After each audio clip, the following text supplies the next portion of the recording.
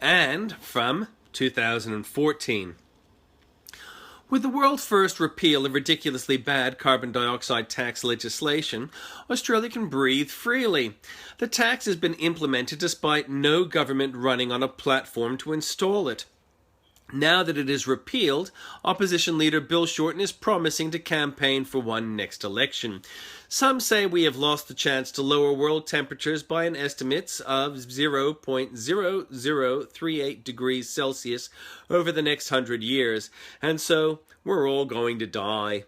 Others say it was a wasteful redistribution of money which penalised industry unfairly.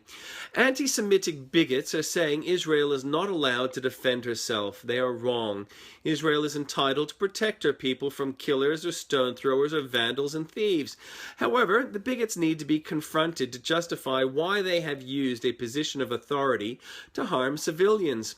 What has happened is a war crime and is something that significant figures in the United Nations, European Parliament, and US government have condoned, along with significant international media. It is unbelievable that such an inquiry into those figures will occur at any time soon, but until it happens, the significant governments of the world have unclean hands. Significant points that many do not know are: 1. There is no Palestine.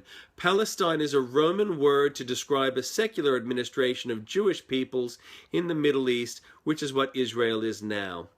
2. So-called Palestinians are ethnically Jordanian. They lost a civil war in 1967 and called themselves Palestinian with the encouragement of Arab governments keen to not have to host refugee civil warriors. 3. The land that Palestinians inhabit was designated as Israeli, but was seized by Jordan before it was handed over in 1948. 4. Israel has been cautious in her dealings with terrorists. She doesn't kill them, but imprisons them, and often has been made to free them for peace. 5. Terrorist activity against Israel is disproportionate. Killing people indiscriminately is not justified. 6. The largest killer of Islamic peoples in the Middle East is Islamic peoples. 7.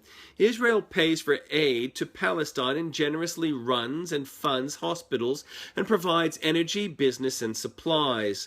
8. Palestinian authorities siphon aid dollars and buys weapons for terrorists. 9. Palestinian leaders have become rich as their peoples crumble in the indignity of poverty. 10. Palestinian authorities allow the lynching of their peoples on any pretext, often on untested assertions of spying. Further, they have kidnapped and killed Israelis. 11. Israel, as secular administration, meets all the requirements of the Balfour Proclamation, and so there is no need for a second state. On this day, in 180, we know Christians had been in North Africa because 12 were executed there.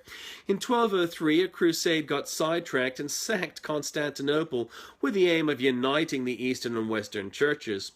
In 1429, Joan of Arc successfully got a French king crowned. Sadly for her, her life was a trade-off. In 1453, England lost the last battle of the 100-Year War and all of her European lands except Calais, which would be lost when Mary I entrusted her husband to defend it 100 years later.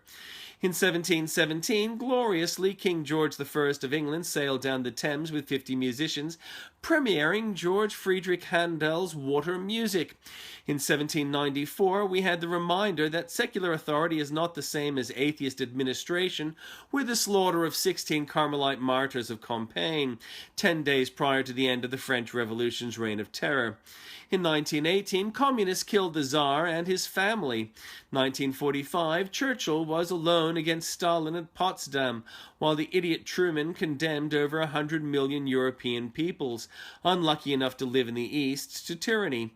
In 1955, Disneyland opened. In 1976, some African nations boycotted the Olympics because of New Zealand. That's it for today. I don't see anybody here at the moment, so if you come by this video at a later time and you like it, like it! Also, feel free to comment and share. Spread the love. Be well.